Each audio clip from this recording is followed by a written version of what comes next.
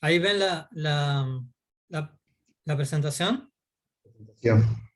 Sí, ¿no? Sí, yo veo. Está. Entonces, bueno, lo que quería mostrar con eso era la aceptación. Recapitulando un poco, tenemos las prácticas formales, la práctica de la pasa de uva, el escaneo corporal, los minutos de respiración atenta, ¿se acuerdan que hicimos? ¿Sí? Y una que no hemos hecho es el paseo meditativo, que es nada más ni nada menos que la meditación caminando lentamente, ¿sí? Que es una especie de parecido al tai chi, ¿sí? Es tener conciencia corporal constantemente mientras estamos moviéndonos. Yo ya les había hablado de ellas, ¿sí?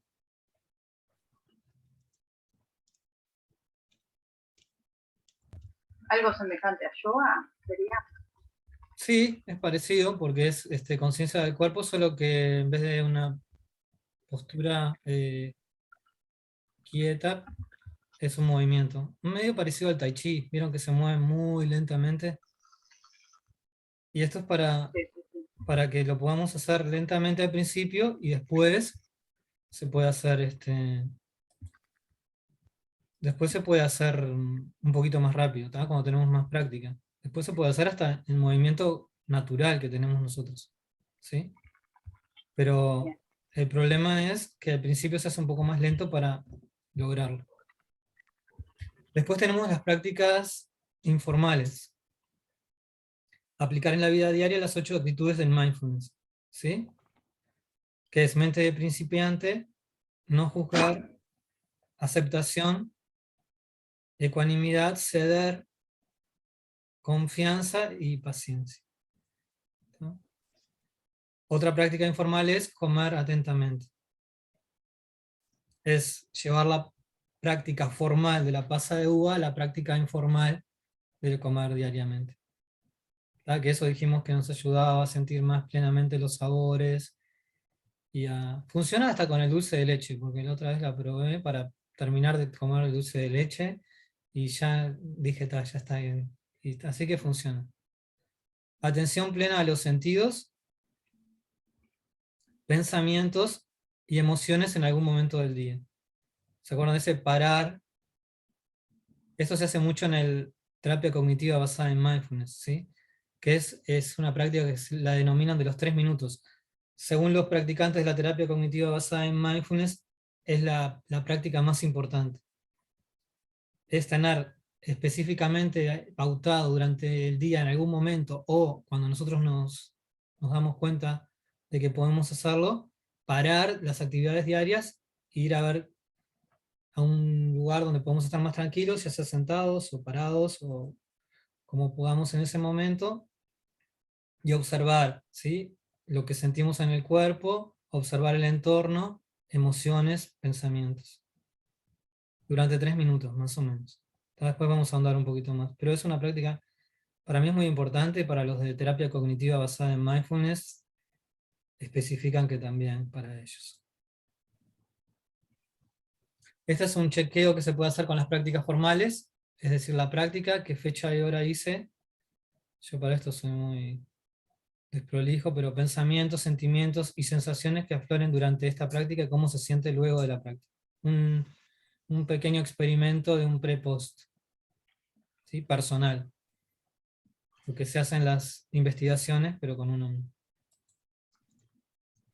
Después las prácticas informales es cuando decidí prestar atención, qué advirtió antes, qué advirtió después, y qué fue lo que aprendió de la práctica. Por ejemplo, la práctica de comer formalmente, de forma mindfulness o alguna otra práctica.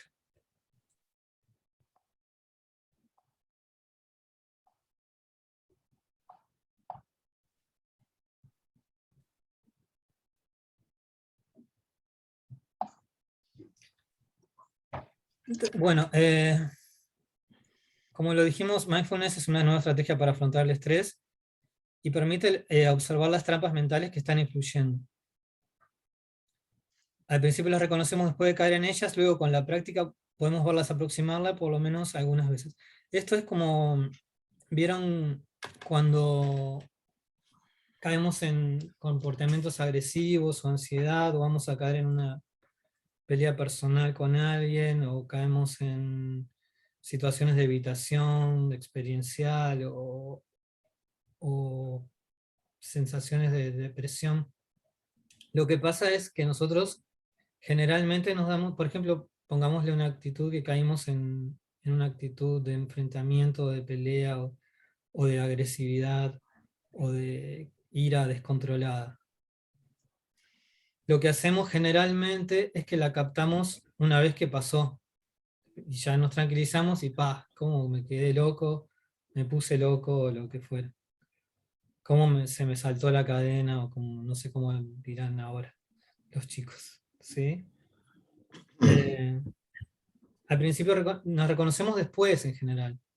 Lo que podemos lograr con la actitud mindfulness de estar más presentes es que nos podemos dar cuenta en el momento, durante cuando nos estamos saltados, totalmente exaltados, pongámosle en una situación de confrontación ya descontrolada, nos podemos dar cuenta en el momento. Es decir, en un momento tomo conciencia de cómo estoy, de cómo está mi situación, de cómo está mi actitud mental, totalmente descontrolada. Entonces ahí observo y vuelvo a estar presente y empiezo a tomar control mío con no estoy dominado por la amígdala y toda la región reptiliana, sino empiezo a tomar conciencia con la corteza prefrontal. Eso es lo que puede empezar a pasar una vez que tenemos una actitud más mindfulness. Y la otra es que si estábamos mindfulness, conscientes en el momento de que empieza la escalada mental de violencia y agresividad, la podemos ver venir, es decir, estoy viendo venir los pensamientos y las sensaciones corporales de que me voy a sacar. Entonces, como que la interrumpo, la escalada esa antes de que llegue a un pico que es como que ya no vuelvo, ¿no? Cuando ya me fui de mí mismo, como me zarpé, ¿no? Cuando ya no hay vuelto atrás. Es como un momento de, de un pico que ya uno se va de sí mismo y no sabe en qué termina, que cuando dicen no sé en qué termina la situación. Entonces uno lo ve venir todo ese huracán. Es como cuando también estamos en el mindfulness interpersonal, cuando estamos confrontando con personas que son muy problemáticas y yo le digo a veces a alguna paciente que tengo que estar muy atento cuando estoy con ese tipo de personas porque voy a caer en la vorágine que me plantean de pelea, ¿no? Entonces, si yo estoy atento, puedo ver venir la agresividad y mi reactividad hacia esa agresividad antes de caer en ese ir y venir que vieron que termina siempre mal. Entonces, Oscar, puedo salirme de la situación o puedo actuar lo más asertivamente y plantear las cosas en el momento. Sí.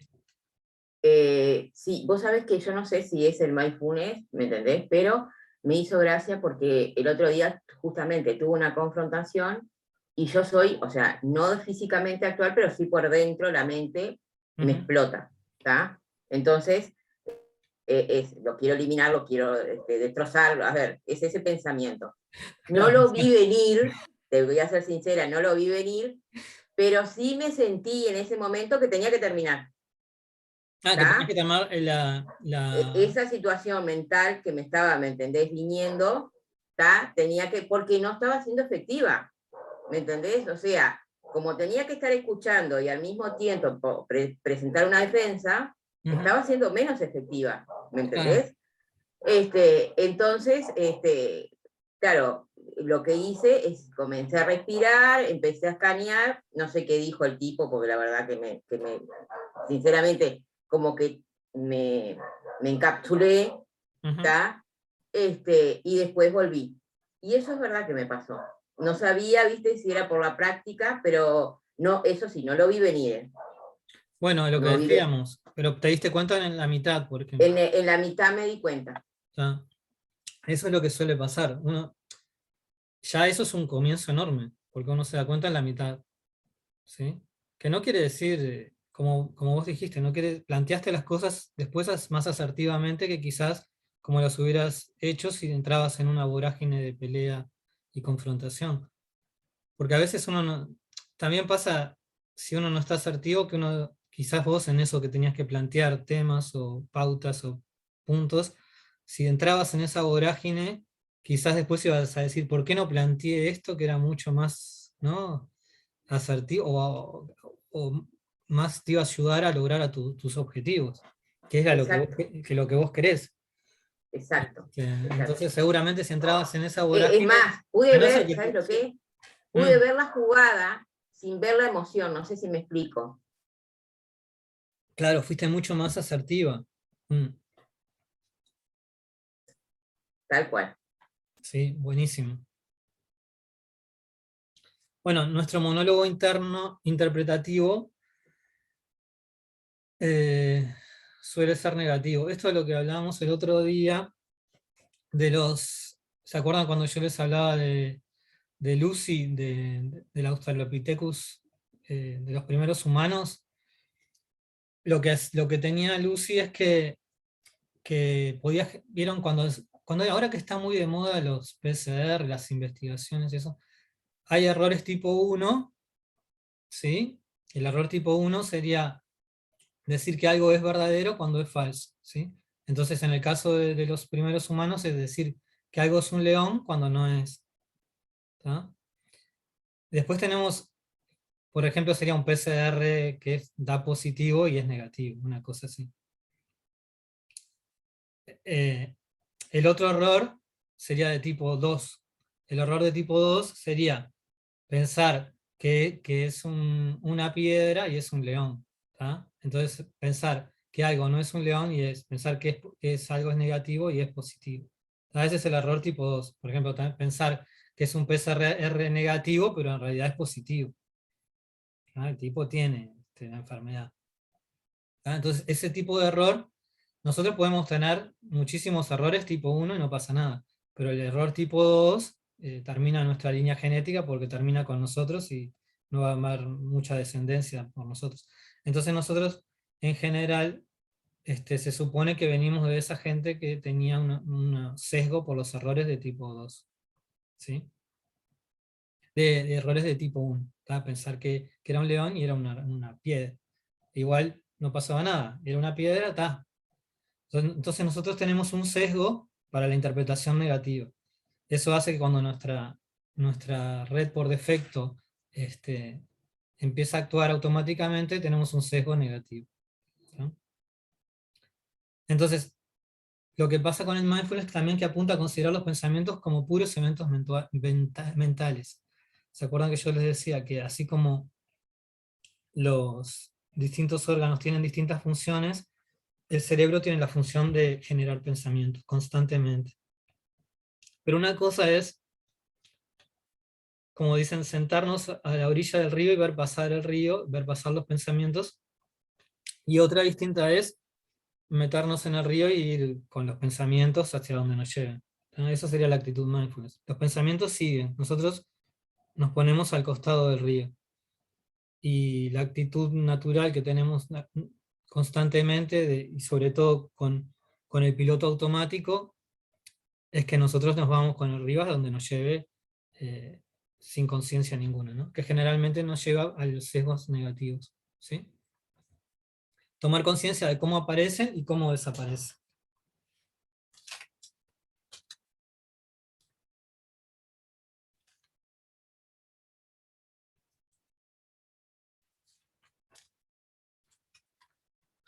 Y las pautas habituales, esto sirve mucho para los psicólogos en general. ¿Sí? Estas son distorsiones cognitivas, ¿no? Sobre todo los que hacemos más cognitivo. Y son las pautas habituales que tiene el pensamiento automático. La red por defecto tiene estas pautas en general. Entonces, el catastrofismo es que todo va a salir mal y que se viene una hecatombe total, ¿sí? En todos los aspectos. Exagerar lo negativo y descartar lo positivo, por otro lado. Leer la mente es algo, a mí me pasa mucho. y yo ya me llegué a creer que captaba mucho lo que pensaban los demás, y bueno, le pegás a veces y a veces no. Pero lo que pasa es que uno dice, uno cree que, que interpreta la mente del otro, que cree que interpreta perfectamente lo que piensa el otro. ¿Sí? Entonces también ahí hay una tendencia a veces a lo negativo, a pensar, este me está diciendo, este está pensando que no sé qué, o este está pensando que me va a embromar, no sé cuánto, ¿no? Leer la mente suele pasar, suele generar ansiedad social también, en cierta forma. Yo interpreto enseguida, un poco está bien, pero sí, a veces más vale no interpretar nada y chao, sí, esperar lo que venga. Igual tenemos una tendencia a tratar de leer la mente del otro.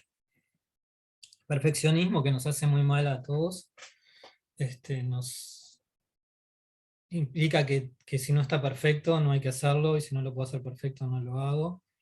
Los debería, que es toda la carga social que tenemos, de cada uno tiene inculcado por la familia, por la escuela, por los amigos, por todo el entorno social, por la televisión, por todo el bagaje eh, del entorno. Y la culpabilización, que es algo que nos pasa constantemente, ¿no? Esta es una práctica informal, que es el drop, que es detenerse, respirar. Es parecida a la que le dijimos diciendo del Mindfulness-Based Cognitive Therapy. Detenerse, respirar, observar pensamientos, sensaciones y emociones, y después seguir. Es una pausa durante el día.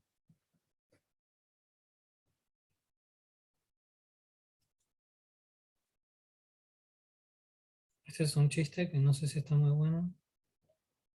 A mí no me salen muy bien los chistes, pero yo tenía un profesor que ponía chistes constantemente. En honor a ese profesor pongo este chiste, que está enfocando en el aquí y ahora.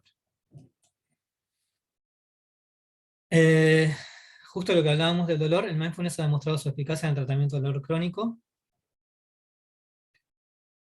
Sobre todo, lo que hay que determinar en el primer momento es si el dolor es crónico o agudo, investigar el dolor y la tensión corporal, trabajar con las reacciones emocionales al dolor y a la tensión. Eso se trabaja con la aceptación.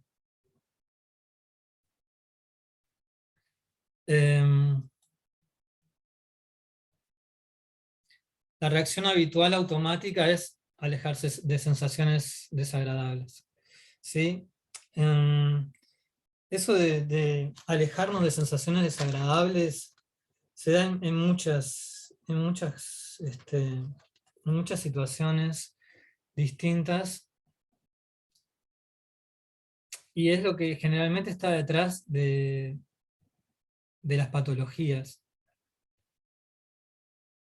tanto psicológicas, de ansiedad, depresión, y en todas las patologías de dolor crónico exacerbado. ¿Se acuerdan que dijimos que el dolor más la resistencia es igual al sufrimiento? Si quitamos la resistencia, disminuye el sufrimiento, ¿sí?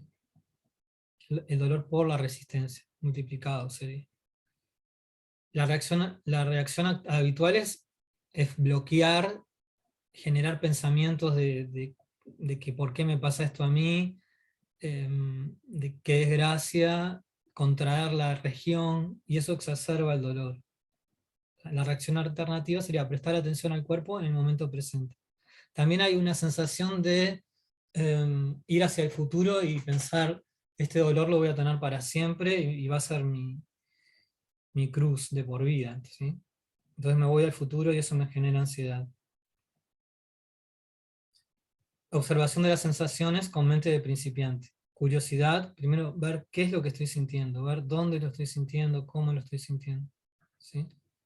Dejar amabilidad y conciencia. Esas son las actitudes mindfulness, ¿sí?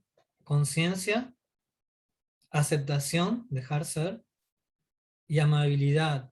Kindness, le dicen en inglés, amabilidad, un buen being, un estar con la sensación, ¿sí? Un ser compasivo, un ser, no culpabilizarnos, tratarnos con compasión, ¿sí? A nosotros mismos. La tercera es experimentar, tratar de experimentarlo. Al principio parece contraintuitivo, claro. Tenemos un dolor, lo primero que queremos es huir de ese dolor. Pero ese huir es el que genera más sufrimiento en general. ¿Alguna consideración de eso? ¿Podría ser más específico en cuanto a, o sea, el experimentar el dolor físico, ¿no? Sí. Claro, vos me decís que es algo que yo puedo controlar mentalmente, ¿me estás diciendo? No sería controlar, sino sería aceptar. Por ejemplo, hubo un experimento que lo que hacían era, en los pies les generaban dolor a las personas, ¿sí?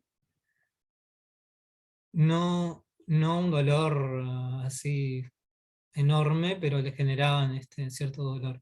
Y lo que planteaban eran si los meditadores que habían hecho mindfulness o que estaban entrenados después de 8 semanas, cómo lo experimentaban en comparación con el grupo control.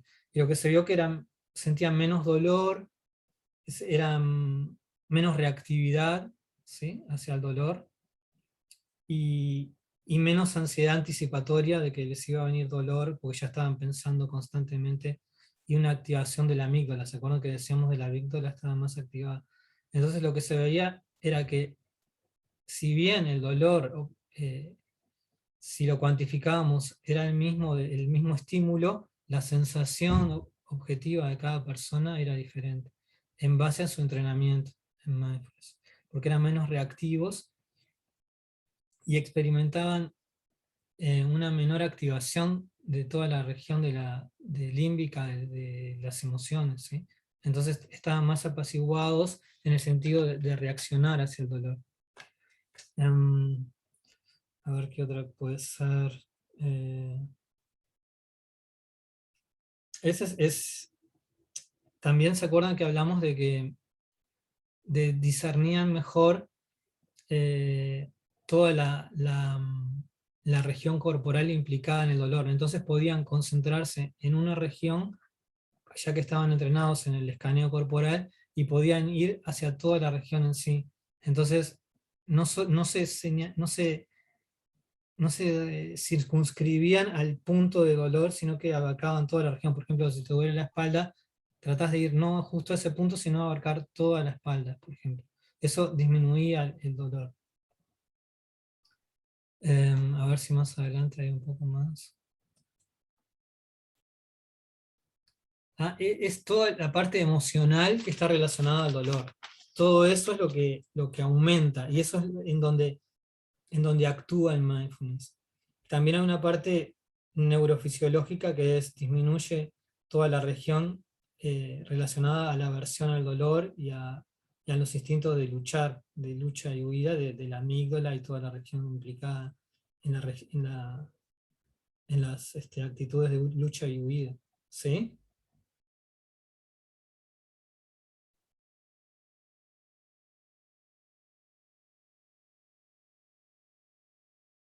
Y también, bueno, las sensaciones corporales y los pensamientos y las imágenes visuales que están implicadas. Siempre que hay un dolor grande, yo genero muchos pensamientos sobre ese dolor, autorreferenciales, yendo al futuro de que me voy a sentir mal constantemente con eso.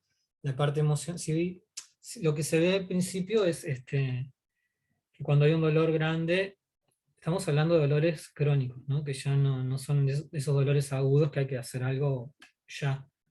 Estamos hablando de dolores crónicos y cómo el mindfulness ayuda a convivir con ese tipo de dolores. Le quita toda la carga emocional que está implicado en eso y los pensamientos implicados en todo eso. Y eso hace que la región un poco, por ejemplo, si ponemos el dolor de espalda, si yo estoy concentrado en ese tipo de dolor, generalmente tiendo a contraer la región, ¿sí? Esa contracción aumenta la presión sobre los nervios y genera más dolor.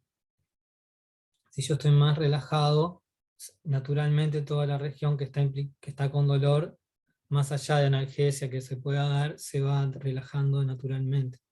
¿Sí?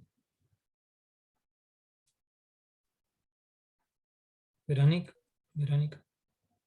Tiene que ver más con esto de contemplar, ¿no? En forma benevolente esa zona.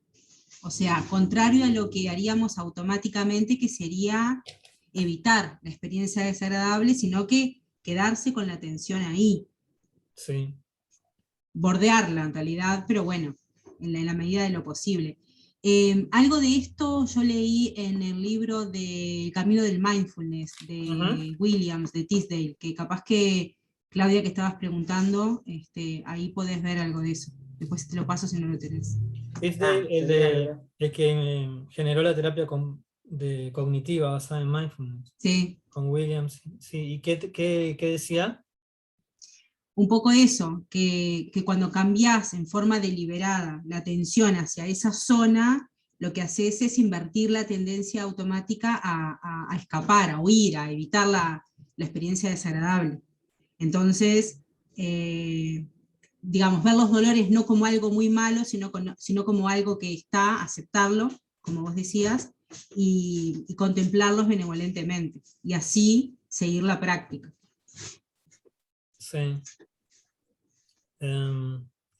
Estamos hablando, claro, de dolores que son crónicos y no de cosas en el momento que es imposible, por más mindfulness que sean, superarlas. Pero bueno, es una ayuda para los dolores crónicos. ¿Sí? Y bueno, las emociones que estaban relacionadas con todo esto del dolor, ¿se acuerdan que las emociones relacionadas con el dolor? El hecho de estar en contacto con el cuerpo, cuando hacemos el escaneo, por ejemplo, aprender a conectarnos con cada parte del cuerpo, nos ayuda a ponernos en contacto con las emociones. Si se acuerdan que dijimos que las emociones, si ustedes piensan algo malo deliberadamente para sentir una emoción, lo primero que van a sentir es en alguna parte del cuerpo una sensación relacionada a esa emoción. Entonces nosotros podemos identificarla más fácilmente. Después que aprendemos que, por ejemplo, el miedo lo sentimos acá en el estómago. Otras emociones, angustia, capaz que sentimos más por el pecho, no sé qué. Sí, eso varía con la persona. Bueno, acá dice, relación de la emoción con alguna parte del cuerpo. Por ejemplo, ansiedad y opresión en el pecho. ¿Tá? Esa señal nos ayuda a identificar las emociones. ¿Tá? Yo como estoy más en contacto con mi cuerpo, y se acuerdan que el escaneo corporal y la corteza somatosensorial, uno aprendía a moverse por la corteza somatosensorial y sentir las distintas regiones con más conciencia, con más precisión, uno puede precisar bien dónde está la emoción. Y yo cuando me voy conociendo, ya sé que acá siento el miedo. Uno sabe dónde empieza a sentir las emociones cuando las empieza a identificar más claramente. Y esa es una señal para identificarlas, ¿tá? La sensación corporal. Pero también tenemos la barrera para ser conscientes de las emociones. ¿Tá? Las barreras son invalidarlas o descartarlas. En terapia se ve mucho que la persona trata de descartarlas, ¿no? Confundir pensamientos y emociones. Eso nos pasa mucho cuando hacemos cognitiva, que nosotros le decimos a la persona, ¿qué pensaste en ese momento que te iba a venir eso? Y uno le dice, anotá lo que pensaste antes de que te pasara. Y la persona escribe, eh, le pones qué pensamientos tuviste, y la persona pone, pensé que mi vida iba a ser un desastre, todo el futuro y me iba a ser negro, iba a estar sola toda mi vida, no sé qué, no sé cuánto. Y en realidad el pensamiento fue, mi vida es un desastre, qué horrible lo que me pasa, o qué feo que me siento, o cosas así. Son pensamientos más cortitos, no es toda una elucubración tan larga. Y también la persona confunde la emoción que tiene con lo que piensa en general. Y también nos cuesta mucho intangibilidad y dificultad para definir. Cada vez nos cuesta más últimamente definir las emociones que tenemos. ¿Tá? Todo es lo mismo, todo es una depre o es un subidón o no sé qué y no sé cuánto. Cada vez, y uno ve en las nuevas generaciones que cada vez les cuesta más definir las emociones porque el vocabulario se va achicando, ¿no? También. El vocabulario se va achicando, entonces la capacidad para definir emociones. El otro día salió un artículo que decía que somos menos inteligentes cada vez. Distintas causas argumentaba, pero decía que se venía una persona de Grecia y la ponían en época de la Grecia clásica, la ponían hoy por hoy, tenía mucha más capacidad de razonamiento y capacidad de memoria, y como que nos estamos quedando atrás. Y en general parece ser que es un poco por dificultades en el lenguaje y en distintas capacidades cognitivas que estamos dejando de lado. Falta de vocabulario emocional, lo que decían, ¿está? Ponemos un emoticón y ya está, pero no sabemos bien qué significa. Entonces, está para aclarar un poquito, podemos decir que el miedo es ansiedad, tensión, inquietud, preocupación, sentirse desbordado, ¿sí? La confusión, desconcierto, incertidumbre, indefinición, perplejidad, ¿no? La ira sería agitación, enfado, disgusto, irritación, mal humor, frustración, furia. Tristeza es angustia, desilusión, dolor, pena, rechazo, sufrimiento, desaliento. Vergüenza implica culpabilidad, humillación, descalificación, arrepentimiento.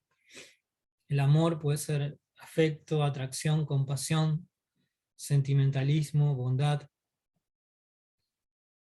La alegría puede ser diversión, dicha, entusiasmo, disfrute, exaltación, optimismo. ¿Tá? Un poco para delimitar más.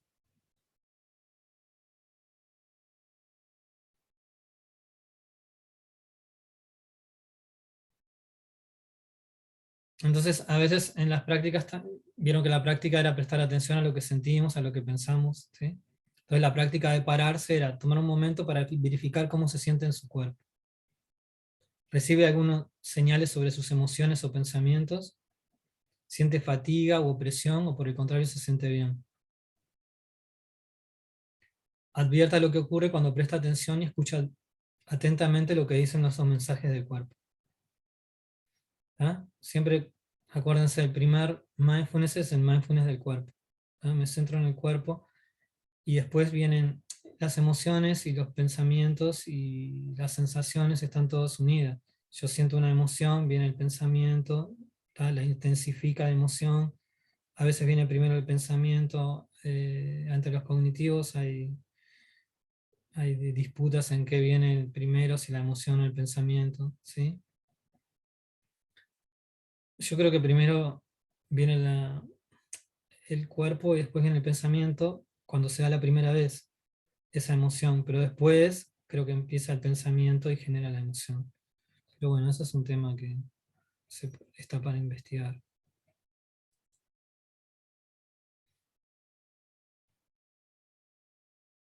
Reconocer la presencia de una fuerte emoción, admitir que la hay, investigar las emociones y los pensamientos implicados y no identificarse con nada de lo que aparezca. ¿Sí? Son todas prácticas que se hacen en el momento. ¿Tá? Un parate y observo. En este caso, cuando nos viene una fuerte emoción. ¿Tá? Una fuerte emoción, paramos. Observamos que hay emociones, pensamientos, y trato de no identificarme. ¿Se acuerdan que naturalmente la emoción, el pensamiento y las sensaciones aparecen, crecen y desaparecen? Si no, las volvemos a alimentar. ¿Tá? Aparece una emoción, si yo la dejo, se va a ir. Si yo la estoy analizando y alimentando con el pensamiento, la estoy volviendo a hacer renacer. ¿Tá? Y así la mantengo.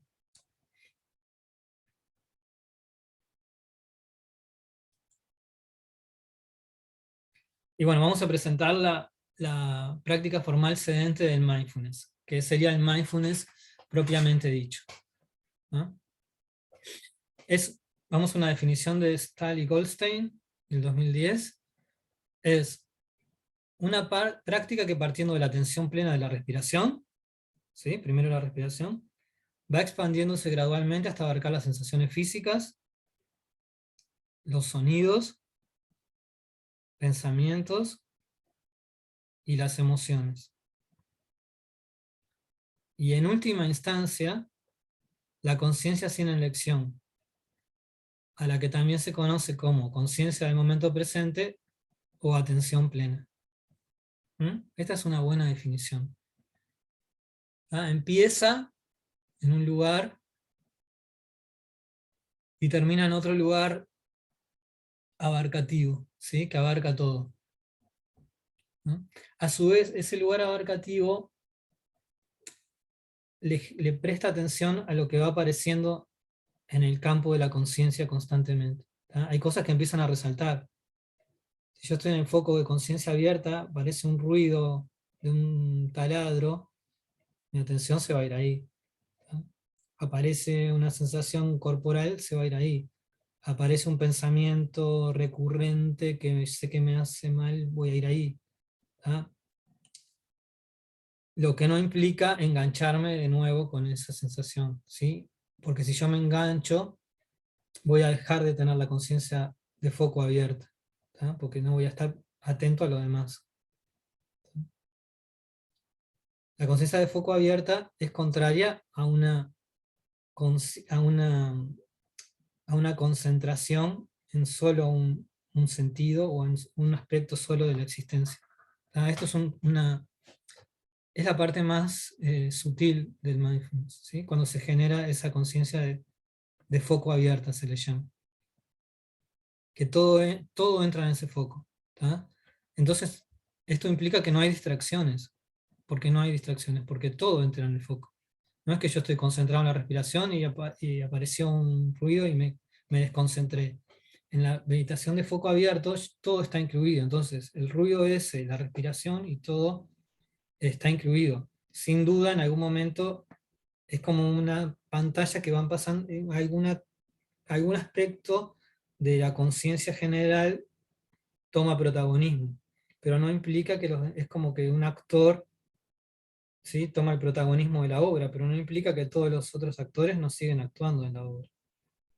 Empieza a hablar uno, está bueno, esta sí que me salió bien, me parece. Esta me parece que está bien. Hay un actor y ahora está hablando ese actor, pero la obra la conforman todos, entonces yo estoy viendo toda la obra en sí.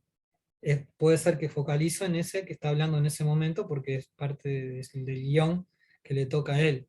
Y después voy a pasar a otro, pero en general yo estoy atento a toda la obra. La voy a escribir porque está bueno.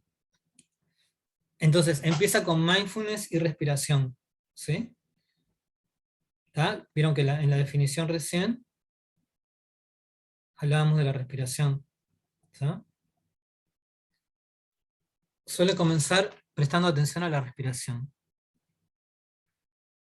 Va y viene y se halla siempre en proceso de cambio. Inhalamos, acuérdense que hay una pausa. Si ustedes estuvieron con la respiración haciéndose amigos, o ya conocían, van a ver que, bueno, no hace falta ser muy mindfulness para saber eso, pero tomar conciencia es otra cosa.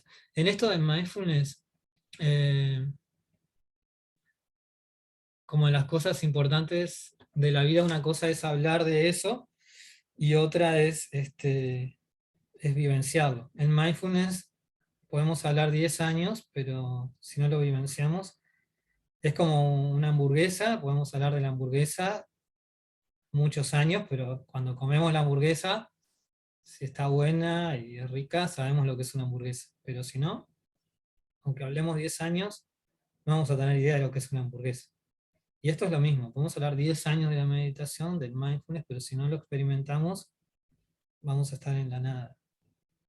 Sabremos todo lo otro, pero ¿qué es? No lo experimentamos. Por eso hay mucho énfasis en cuando se va a usar el mindfulness para la psicoterapia o cuando se va a usar para lo que sea, o o se va a enseñar mindfulness solamente, sin psicoterapia, mucho énfasis hay en que se practique, como que el instructor haya practicado mucho mindfulness, ¿sí? Quizás en otras cosas no es tan así, porque uno puede aprender algo y lo puede transmitir perfectamente, ¿no? Pero en esto es como que lo más importante del instructor es que haya practicado.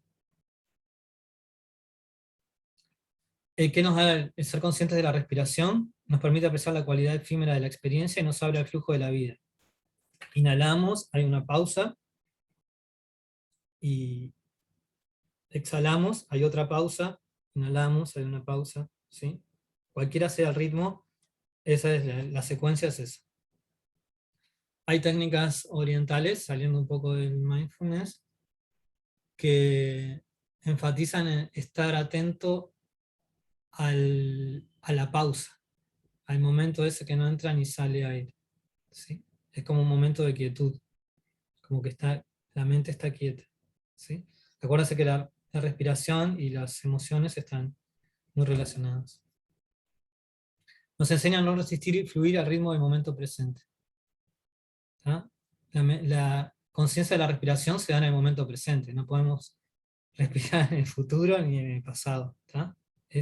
Por eso es un ancla al presente, porque estamos, ¿sí? Ahí dice, la respiración se da en el ahora.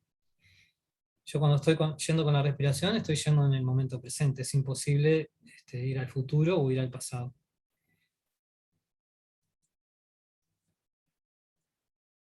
Luego de prestar atención a las respiraciones, expandimos nuestra conciencia al campo de las sensaciones físicas. Abrimos la conciencia de la sensación que predomina en el momento presente. Siempre hay una sensación que predomina, ¿sí? El contacto de los glúteos con el piso, con la silla, con la columna si no está muy derecha o está medio... Siempre hay alguna cosa que resalta, alguna sensación que tengo de que hice ejercicio, un dolor lindo o un dolor de mala posición o un dolor de algo que me está pasando ahí en algún partecita. A través del cuerpo experimentamos también el momento presente. El cuerpo experimenta un abanico de sensaciones fluctuantes momento a momento. Calor, sequedad, dolor, hormigueo, agradables, desagradables o neutras. Eso también nos hace ir en el momento, ¿sí? Tenemos además las superficiales del contacto del cuerpo, lo que les decía, con la silla, la ropa, lo que sea. En el mindfulness no hay nada que entender con respecto a las sensaciones. Prestar sencillamente atención al campo de la experiencia sensorial, ¿no? Sensaciones corporales en todo el cuerpo, lo que sentimos en el cuerpo, ¿sí? Mindfulness y escucha, después viene la escucha, ¿tá? Conciencia plena de la emergencia y desaparición de los sonidos, cobrando conciencia de la impermanencia. Hay algo que se usa que es, por ejemplo, unas campanas que se usan, que se toca cuando empieza y se toca cuando termina. Es una práctica budista que se puede usar en mindfulness también, porque no implica nada religioso. Pero que en el mindfulness se usa toda la parte secular, todo lo que no es religioso del budismo. Conciencia. Son como unos cuencos que golpean en realidad. Sí, es como una campanita, ¿no? Es como una campana, ¿sí? Claro, hay campanas Ahí y va. hay también cuencos. Pero es campana, cuando empezás es campana, en el budismo, ¿está? Porque el cuenco lo usás más bien para más tipo rito. Ahí va, son campanas. Ahí va. Es campana. Entonces, cuando le pegan, se genera un sonido. Entonces hay que estar atento al sonido, ¿sí? Pero lo más lindo y lo más mindfulness es estar atento a cuando termina el sonido. Porque el sonido sigue... Uno tiene que estar muy atento. Hay un instante que ya no se siente, pero es muy sutil, porque el sonido comienza a hacerse muy sutil al final. Entonces uno empieza a estar muy atento al sonido y al momento que termina.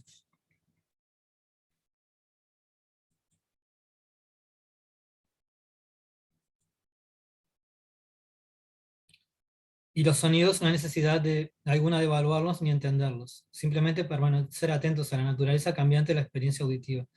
Hay una radio que tiene los sonidos de la naturaleza en cada tanto. No sé si es la que pasa música clásica, oculta. Entonces muestran los sonidos de una ciudad. Una persona que va vendiendo cosas, un auto que frena de golpe, los pájaros, la gente que camina, gente que grita. Mabel FM. Ahí va, ahí va. Entonces, esos los sonidos de la naturaleza y ese sonido de la ciudad, ¿sí? Y ese sonido de la ciudad es como un todo y ahí no hay ninguna distracción, es todo como un sonido. Entonces el tipo puede estar haciendo mindfulness en una oficina que hay todos esos sonidos y ninguno es distracción porque es todo un contexto, ¿sí? Y es un sonido que va cambiando, entonces uno puede utilizar los sentidos, ¿se acuerdan que los sentidos son la puerta del mindfulness? Volviendo a los sentidos, se está en el momento presente, ya sea con la visión, con el oído, ¿tas? Uno ve en el momento presente, escucha en el momento presente. ¿tá? Si uno se concentra en uno de los sentidos, naturalmente está en el momento presente. Y después viene el mindfulness, pensamientos y emociones. Nos vamos haciendo más sutiles cada vez. ¿sí? Nos volvemos más sutiles. Del cuerpo vamos al sonido, y después vamos a los pensamientos y emociones. Ahí es la mente como objeto de meditación. Capacidad de observar y experimentar los pensamientos y emociones tal como aparecen, se mantienen y acaban desapareciendo, los que les decía hoy. ¿sí? Si nosotros observamos, todo en el universo nace, crece y se va. ¿tá? Desde nosotros hasta el sol. Todo va a pasar lo mismo con todos. Lo mismo, no hay análisis, ni tratar de entender. Observar las tormentas de la ansiedad y otras emociones, proporcionarles el espacio que necesitan para poder transformarse, disminuir así su intensidad y finalmente acabar desvaneciéndose, lo que decíamos recién. ¿sí? Si les damos el espacio, las emociones, como que dicen, explotan, se van. Y verlos como fenómenos. Si nosotros estamos observando que las emociones vienen y van, quiere decir que nosotros no somos esas emociones. ¿tá? Somos algo más que observa esas emociones. Porque si no, nosotros nos iríamos también y nosotros seguimos y las emociones pasan. Y los pensamientos también, los pensamientos vienen y se van. ¿tá? Y hasta cambian. ¿sí? Se puede cambiar, uno puede cambiar todos los pensamientos. ¿sí? Menos el equipo de fútbol, puede cambiar, como dicen, la religión, la pareja, todo. Y entonces yo no soy esos pensamientos. ¿tá? Es un chiste, si quieren pueden cambiar el equipo de fútbol. Yo creo que no, pero tampoco lo voy a decir en una clase. No somos nuestros pensamientos. ¿sí? Entonces, si los pensamientos van y vienen, yo soy algo más. Si los puedo observar, ¿tá? Eso es lo que se dice en el budismo. Si lo puedo observar, yo no soy los pensamientos. ¿tá? Soy esa conciencia que observa los pensamientos. Y después viene lo que les decía, la conciencia de foco abierto. ¿tá? Consiste en prestar atención a las sensaciones, sonidos, experiencias sensoriales y ahora pensamientos o emociones que emergen en el cuerpo y en la mente momento a momento. Y lo que les decía hoy, la conciencia es en elección, observa lo que emerge más predominantemente momento a momento. ¿Se acuerdan que yo les decía lo del actor? Ahora habla uno, ahora habla el otro, y yo presto atención a ese, pero es toda la obra a la que estoy prestando atención. ¿no? Reflejan cada instante la experiencia cambiante del cuerpo y de la mente, porque es una conciencia de foco abierto. Esto es lo más sutil del mindfulness. ¿tá? Después que hacemos esto y aprendemos a hacerlo, lo otro que tenemos que aprender a hacerlo es tratar de mantenerlo y durante el día usarlo lo máximo que podamos, porque nos vamos a ir, obviamente, que esto dura poco. ¿tá? Con esto pasa algo, que es un efecto que el otro día estaban hablando del efecto Dunning-Kruger, que es el efecto de las personas que creen que son buenas en algo y no son tan buenas, y que los que son buenos en realidad piensan que no son tan buenos. Vieron que hay gente que cree que se las sabe todas y en realidad uno se da cuenta que no saben casi nada. pero la persona está convencida que sabe mucho. Y cuando entran en el campo y empiezan a aprender más, se dan cuenta de que no saben tanto. ¿No? Una especie de efecto socrático. Y entonces ellos, Kruger y este psicólogo, psicólogos sociales habían estudiado ese efecto, ¿sí? Que la gente que generalmente los que entran en un campo piensan que cuando aprenden un poquito, piensan que saben mucho, ¿sí? Y el que ya hace mucho que está en ese campo se da cuenta de todo lo que le falta por aprender, entonces es inversamente proporcional. Sabe más, pero cree que sabe menos. Y el otro cree que sabe mucho, pero sabe menos que el otro. Y eso se da especialmente en el mindfulness, se da mucho. ¿Qué pasa? La persona que le preguntan a la persona que hace mucho que practica, ¿alguna vez estuviste con conciencia plena mucho tiempo? Y la persona te dice, sí, estuve, una vez subí una montaña y me quedé perplejo y era todo fluido, o un deportista y fluyó todo en el momento, y yo era mindfulness con el deporte y me salía todo fluido y todo alegre y son una sensación de paz y tranquilidad. Y no sé. Y la persona que no hace mindfulness o que recién está empezando, le preguntan y dice, sí, yo vivo constantemente en el momento presente, ¿tá? Porque no se da cuenta de cuánto se va, ¿sí? Entonces hay ese efecto. El que empieza en el mindfulness, el que está hace mucho tiempo que está en el mindfulness, cada vez se da cuenta más de los momentos de inatención y el momento de piloto automático que tiene. Entonces, cuando uno empieza a practicar, empieza a pensar que cada vez está peor. Y no es que está peor, es que se está dando cuenta cada vez más de sus momentos de inatención y de piloto automático que antes no se daba cuenta. Era algo normal, el piloto automático, y había momentos de conciencia por chiquitos. Pero la persona que empieza a practicar mindfulness se da cuenta, estoy revolado, me estoy yendo todo el tiempo. Entonces está ese efecto, el que avanza más se empieza a dar cuenta de su inatención, cosa que el otro dice, no, yo estoy siempre atento. Y la gente le pregunta si está siempre atento. Y siempre está con conciencia del momento presente. Yo estaba viendo a veces un auto que si la mujer estaba hablando por teléfono, no porque sea mujer, porque ese hombre puede pasar, y se iba para atrás, estaba hablando por teléfono, de repente se fue para atrás y se pegó con el auto de atrás, absorta en el celular. Y se enojó con el de atrás porque pensó que el de atrás le había chocado. Entonces, el otro decía que estaba tranquilo y no le dijo nada y siguió porque apenas se tocaron. Pero ¿qué pasó? En el momento se iba a haber ido creyendo que el de atrás le pegó un golpe. No se dio cuenta que hablando por el celular soltó el freno, sin darse cuenta y se fue para atrás. Totalmente absorto en sus pensamientos, ¿no? Y así como todas las sensaciones físicas van cambiando, las sensaciones, los contenidos mentales van cambiando. Uno empieza a darse cuenta de que los contenidos mentales cambian constantemente. Y lo que dijimos, que la mente no va a estar en blanco. La mente piensa. La lengua degusta, los oídos oyen, los ojos ven, la mente piensa, genera pensamientos. Lo que tenemos que hacer es, el flujo del río, nosotros nos ponemos un poquito de costado. Y que siga fluyendo. Bueno, esta es una metáfora. Si tomamos demasiado en serio determinados pensamientos, podemos imaginarnos a nosotros mismos como el cielo y los pensamientos como nubes que van y vienen. Esas son las metáforas que se usan en las terapias de tercera generación, ¿sí? Nosotros somos el cielo y nosotros son nubes que van pasando. Conciencia sin apego y sin identificación.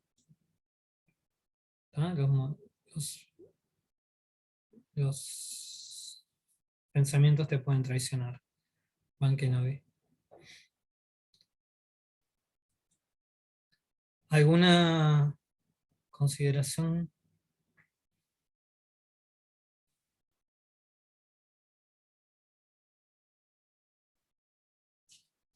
A ver, algo más. No sé si nos da el tiempo para hacer un poquito. ¿O tienen alguna idea? Yo te quería preguntar algo, pero después de la clase. Dale.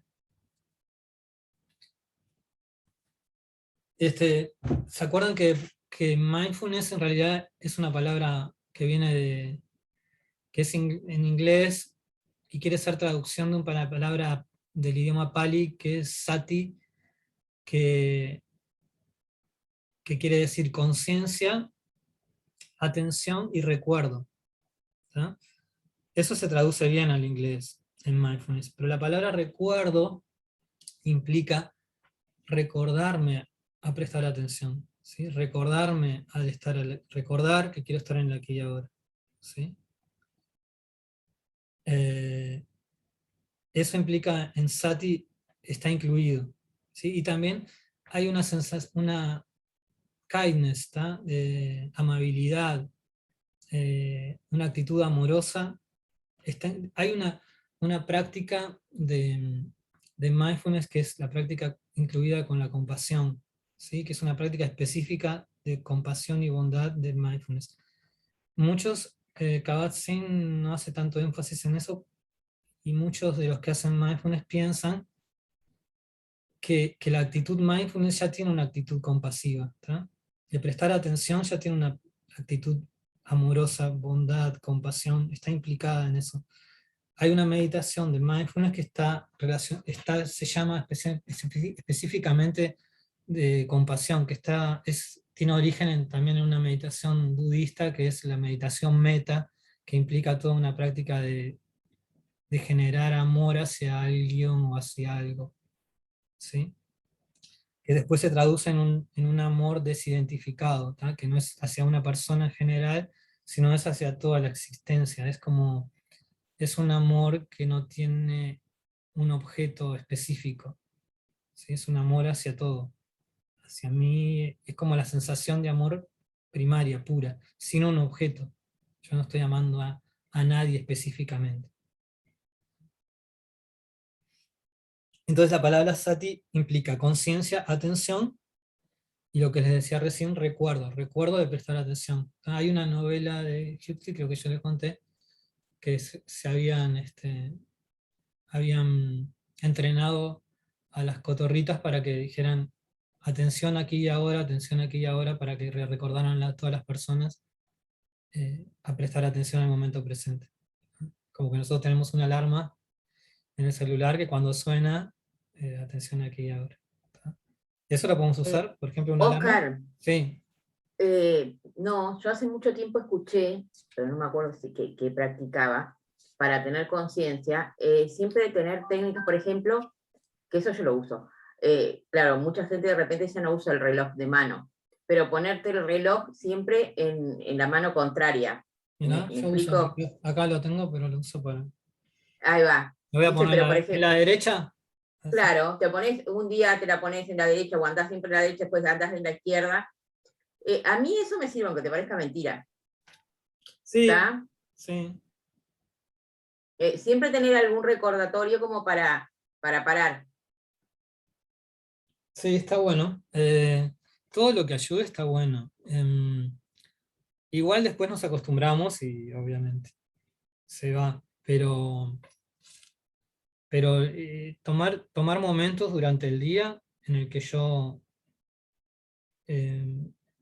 me propongo, y también está relacionado con que puedo tomar un momento durante el día, a una hora, con una alarma o lo que sea, pero también el hecho de que nuestra red por defecto y nuestra corteza prefrontal lateral, la izquierda es la que está relacionada con más sensaciones de bienestar, y la derecha la prefrontal lateral derecha está relacionada un poco más con ideaciones sobre el futuro,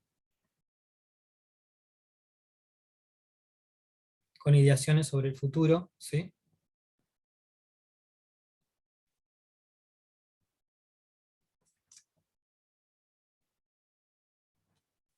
Lo que sucede, Oscar, es que si vos no tenés una vida rutinaria y siempre es distinta, y todos los días pasan acontecimientos, no rutina, claro, en mi caso yo no tengo rutinas, ¿me explico? No Sí. tengo un consultorio donde atiendo no, mi rutina no es esa, todos los días es distinto. ¿Tá? Entonces, si no tengo algún recordatorio para cortar, ¿me entendés? Como nunca sé o sea, yo fluyo, en realidad fluyo en el día porque nunca sé lo que va a pasar.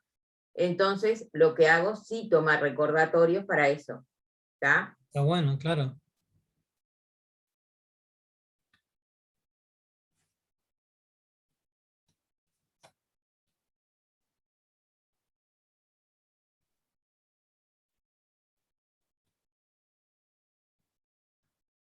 Bueno, entonces la próxima, ¿me ven ahí?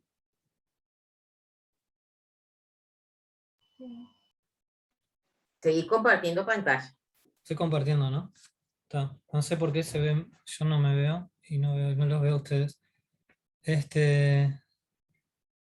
Entonces la próxima lo que vamos a hacer es, vamos a hacer esta meditación quiescente, ¿sí?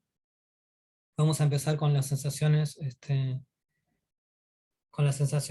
de la respiración, y después vamos a ir a las sensaciones más del cuerpo, más relacionadas a las emociones, y después vamos a tratar de abrir el foco, ¿sí? Meditación de foco abierto. Bien. ¿Pronto? ¿Alguna duda? Porque no los puedo ver. Sé que Oscar, algo vos se te les animás. conectó. ¿Ustedes me ven a mí? Sí, te vemos. Ah, Apretá escape, capaz que estás en pantalla completa. no sé, no sé qué es. Bueno, está, pero no importa, nos podemos comunicar igual. Sí, sí, perfecto, te vemos, escuchamos. Oscar, ¿te puedo hacer una pregunta? Sí, claro. ¿Tenés alguna forma de la pauta del trabajo final? Porque, ¿qué pasa? El correo ese que recibimos de invitación, yo lo borré. Sí. Y ahí teníamos las pautas de cómo era el trabajo final. Ah, No tengo ni idea. ah. Yo les había dicho, es igual que lo que hicimos los otros años. Claro, pasa que yo los otros años no estuve. No, ya sé. Son entre 5 y 10 páginas, ¿sí? De un tema que a ustedes les interese relacionado con el mindfulness, un proyecto, poner mindfulness para la gente mayor o para los niños o no que sé qué. ¿Mm? Un proyecto que se les ocurre de una aplicación del mindfulness, ¿tá? Tipo proyectito. ¿Tá? O si no, una reseña de artículos, y puede ser de opinión personal, fundamentadas en artículos y en investigaciones de un tema del mindfulness. Por ejemplo, mindfulness y trabajo, ¿sí? Entonces yo busco material sobre mindfulness y trabajo, implico en qué me parece que ha ayudado, la historia, o no sé, cómo lo quiera encarar. Está. Y hago una monografía pequeñísima, de entre 5 y 10 páginas, más la bibliografía citada, las citas, Está. sobre ese tema, mindfulness relacionado con algo, o un Sí, sí, proyecto que implique aplicar mindfulness en algún campo, sea la salud, sea el trabajo, sea...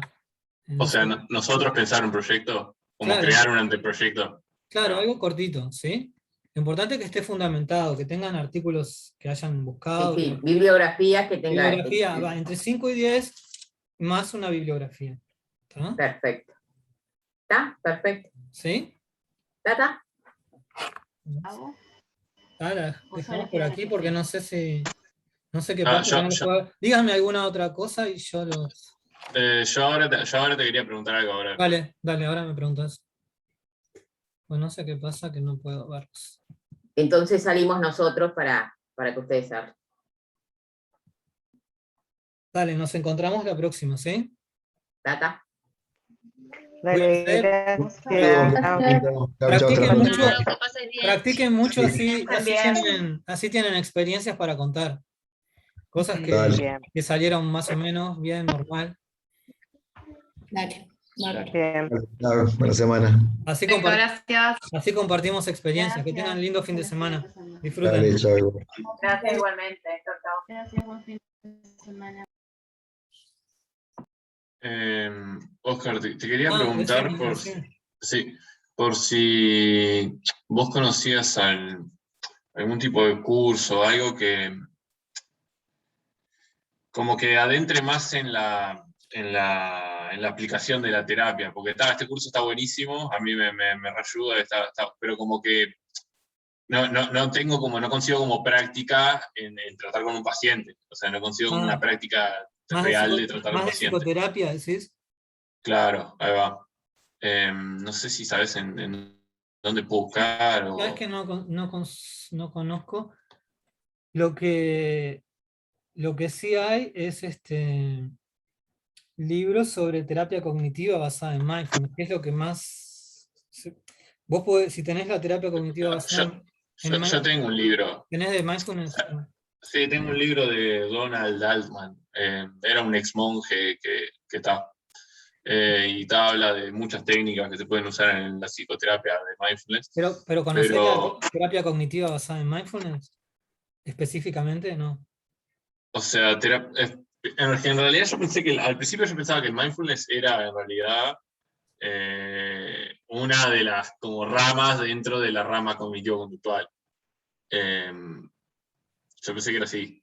No, lo vamos a ver más adelante, pero se hizo para las recaídas en depresión. ¿Te acordás que yo nombré la terapia cognitiva basada en mindfulness, que une terapia cognitiva con las técnicas del MBSR, de mindfulness? Entonces ahí, sobre todo para depresión, se usa mucho. Claro, pero, o sea, el mindfulness, ¿hay alguna forma de mindfulness que no sea la forma científica de cognitivo-conductual? Porque yo pensé que la única forma que había de mindfulness, como más oficial, vendría a ser como la científica. ¿Se entiende lo que digo? Sí, vos buscás otro tipo. No busco otra. Busco algún curso que me meta en esa práctica. No sé, por ejemplo, vos actualmente estás trabajando como psicólogo con mindfulness, ¿o no? Yo cognitivo y uso mindfulness, sí, sobre todo Ah, en depresión. claro, vos trabajás como cognitivo-conductual y cuando te sirve usas mindfulness. Claro, pero Claro, en general los psicólogos que usan mindfulness lo usan así.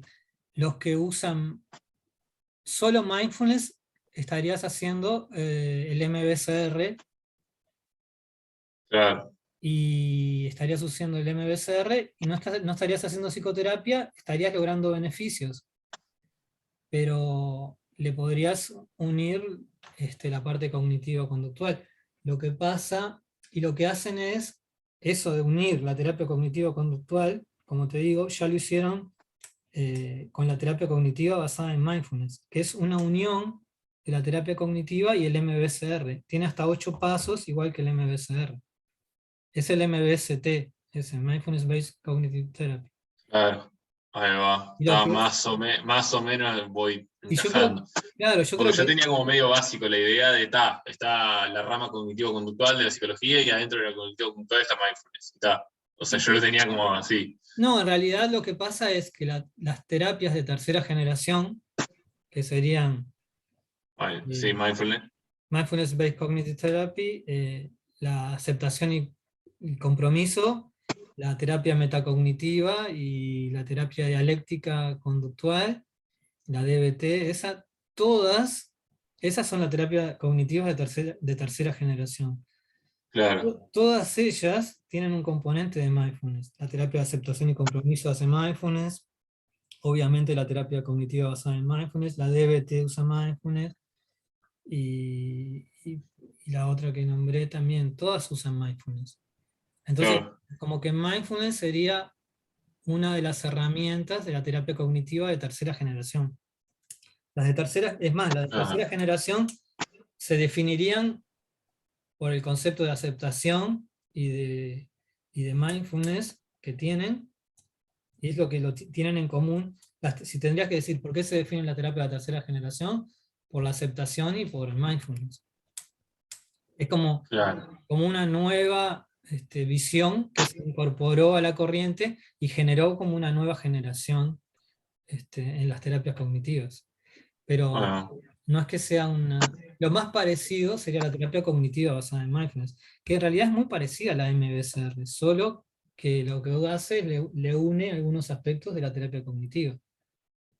Pero si vos quisieras aplicar la terapia, el mindfulness, para un paciente, lo que podés hacer es usar el MBSR, hacerle claro, primero enseñarle a a los sentidos, enseñarle a la respiración, enseñarle, no sé qué. Y si querés unirlo, tenés la terapia cognitiva basada en mindfulness, que se hizo para la depresión, pero cada vez están buscando utilizarla para la ansiedad, ya se ha visto, y Ah, los- ah, esas dos y, cosas per- que per- tenés.